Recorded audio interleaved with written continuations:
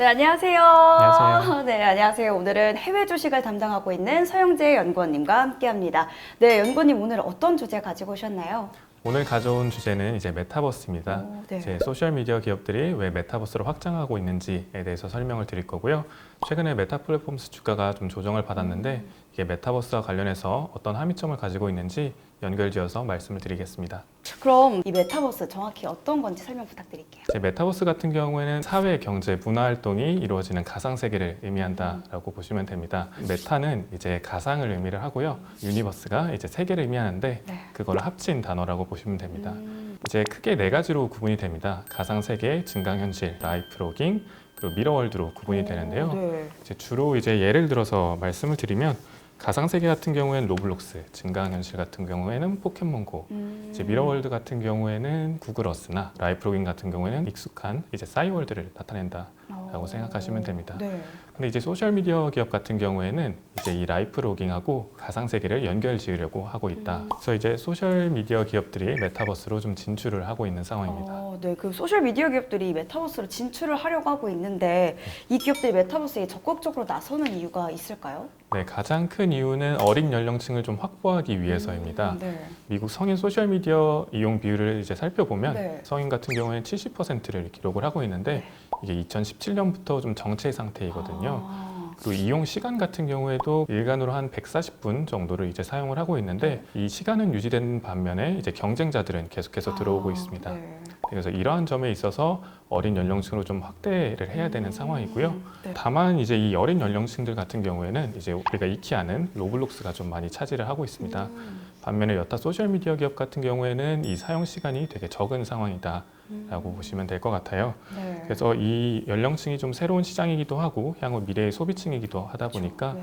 이런 점에서 좀 적극적으로 나서려고 하고 있다. 그러니까 이 성인 소셜 미디어 시장이 좀 포화 상태여가지고 또 새로운 타겟층, 새로운 시장을 또 찾아 나서는 거군요. 네, 맞습니다. 네, 그렇다면 어떤 기업들이 이 메타버스에 나서고 있나요? 네, 가장 적극적으로 나서고 있는 기업은 메타 플랫폼스라고 보시면 됩니다.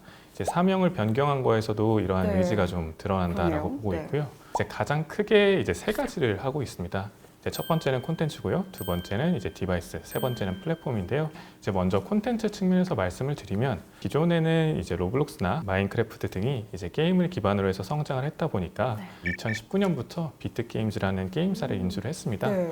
그리고 그 이후에는 약 한 7개 정도의 게임 회사를 인수를 했고요. 그래서 우선은 게임을 중심으로 콘텐츠를 확보하고 있다라고 보시면 될 것 같습니다. 네. 그리고 여기에 더해서 최근 같은 경우에는 업무나 일상 공유로 확대를 하고 있는데 네. 이제 호라이즌 워크룸이라고 해서 이제 가상 회의를 의미를 하는데요. 여기에 뭐 최대 한 50명이 아바타의 모습을 가지고 입장을 해서 좀 회의 같은 걸 한다라고 보시면 네. 되고요. 이제 호라이즌 월드 같은 경우에는 로블록스하고 비슷한 개념이라고 보시면 되는데요. 유저들이 접속을 해서 로블록스처럼 게임을 만들어내고 거기 안에서 게임을 한다라고 보시면 됩니다. 그렇다면 이 디바이스와 플랫폼에서는 어떤 것들을 하고 있나요? 네, 디바이스 측면에서는 우선 오큘러스라는 회사를 2014년에 인수를 했고요. 네. 그리고 나서 2020년에는 이제 오큘러스 퀘스트 2라는 제품을 출시를 했습니다. 이 VR기가 한 1,000만 대 정도 판매가 됐거든요. 1,000만 대 정도를 판매를 하면서 VR기기 시장 점유율이 한 70% 수준까지 높아진 상황이다라고 생각하시면 될 것 같습니다. 그리고 이제 2023년에는 새로운 제품이 출시가 되다 보니까 한 번 더 모멘텀을 받을 수 있지 않을까라고 생각을 하고 있습니다.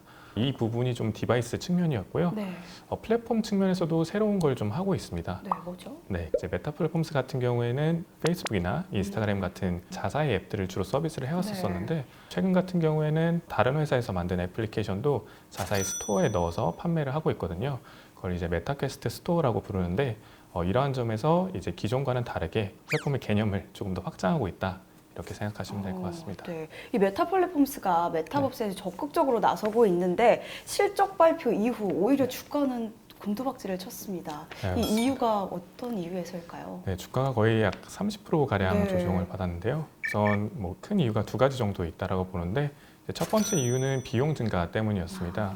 이제 메타버스 관련해서 확장을 하려고 이제 채용을 늘리다 보니까 이런 점에서 인건비가 좀 증가를 했었습니다. 네. 그리고 이제 이번 실적 발표에서는 리얼리티 랩스라고 해서 메타버스 관련한 실적을 이제 따로 떼가지고 공시를 하기 시작했는데요. 거기서 이제 살펴보니까 인건비가 생각보다 되게 크게 늘었던 거죠. 네.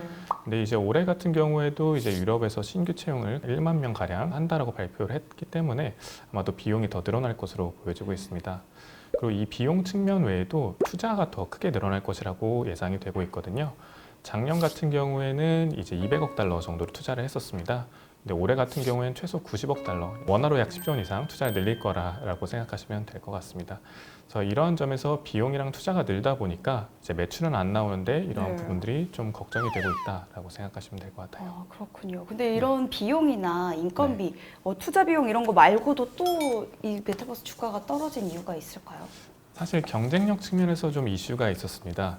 이제 메타 플랫폼스 같은 네. 경우에는 이번 실적 발표에서 릴스로의 전환을 좀 적극적으로 추진하고 있다라고 밝혔거든요. 네. 유튜브의 쇼츠나 릴스라는 게 짧은 동영상을 의미하는데 이 동영상 서비스의 안착을 위해서 광고를 좀 적게 내고 있다라고 언급을 했어요. 네.